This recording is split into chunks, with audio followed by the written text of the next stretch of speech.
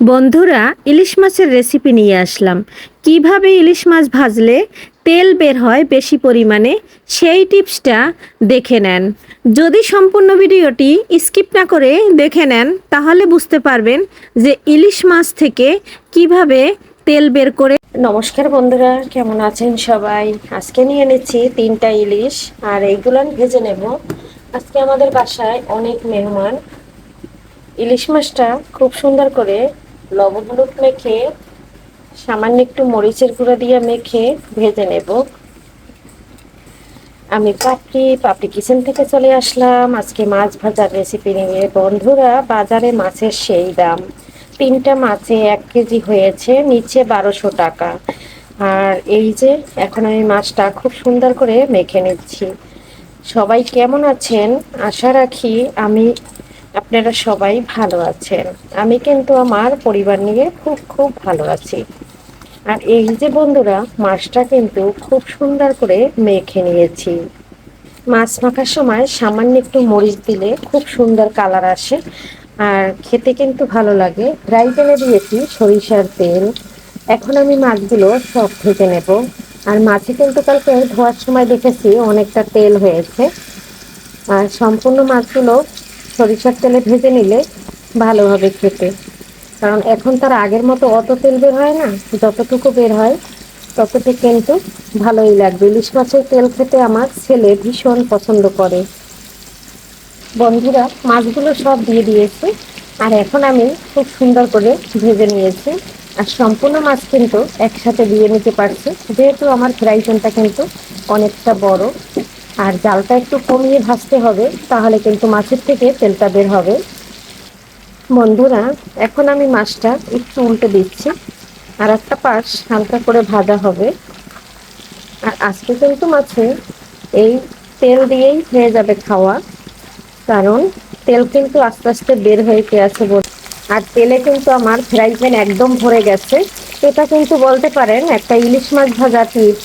অনেকে আছে হাই হিটে মাছ ভেজে নেয়, খুব তাড়াতাড়ি একটা লাল দাগ এসে যায়, তাই কিন্তু একটু তেলও বের হয় না। বন্ধুরা, আপনি খালি একটু তেলের পরিমাণটা দেখেন আপনারা যে কতটা তেল বের হয়েছে। আজকাল ইলিশ মাছে এতটা তেল কিন্তু বের হয় না। তবে এভাবে বন্ধুরা, এখন যদি ছোট ছোট ইলিশও আনেন, চেষ্টা করবেন এভাবে আস্তে আস্তে ভাজার। আর বন্ধুরা, আর একটা কথা বলি, যদি বরিশালের ইলিশ পান তাহলে সেটা কিনবেন। ছোট মাছেও কিন্তু প্রচুর তেল হয়। আর আমার তেল দেখে তো বুঝতে পারছেন যে কত পরিমাণে আমার মাছে তেল হয়েছে। আমি কিন্তু সামান্য একটু সরিষার তেল দিয়ে মাছগুলো দিয়ে দিয়েছিলাম। ফ্রাই প্যানের মাঝখানে সামান্য একটু তেল ছিল। আর এখন সেই মাছের অবস্থাটা দেখেন, মাছ একদম ডুবু ডুবু ভাব। দেখুন, মাছটা কিন্তু সম্পূর্ণ ভাজা হয়ে গেছে। এখন আমি এর উপর থেকে দিয়ে দেব কয়েকটা কাঁচামরিচ। কাঁচামরিচ অনেকে পছন্দ করে মাছের সাথে। এখানে মরিচটা আমি মাছের মাথার সাথে ভেজে নিয়েছিলাম, সেই মরিচটা উপর থেকে দিয়ে দিচ্ছি। বন্ধুরা, মাছটা কিন্তু ফাইনালি খুব সুন্দর করে ভাজা হয়ে গেছে, এই যে দেখুন। আর তেল এক সাইডে সরিয়ে আপনাদের তেলটা একটু দেখিয়ে দিচ্ছি। আর কেমন লাগলো আজকের মাছ ভাজাটা অবশ্যই জানাবেন। আর এই টিপসে মাছ ভেজে নেবেন, দেখবেন যে কতটা মজা আর কতটা তেল বের হয়।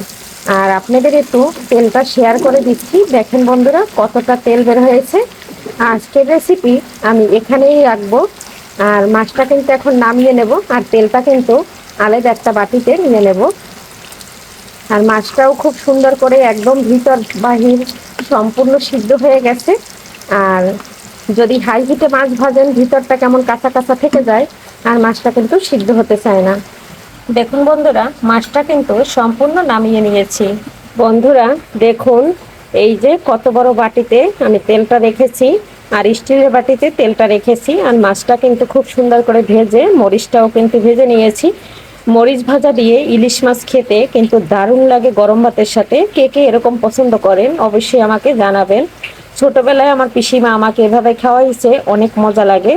আর শাশুড়ি মাও পছন্দ করে, তার শাশুড়ি মা বাসায় আছে, তাই এই রেসিপিটা করে নিলাম। কেমন লাগলো আজকের রেসিপি অবশ্যই কমেন্ট করে জানাবেন। সবাই ভালো থাকবেন, সুস্থ থাকবেন, সবার শরীরের দিকে খেয়াল নেবেন। Bye bye.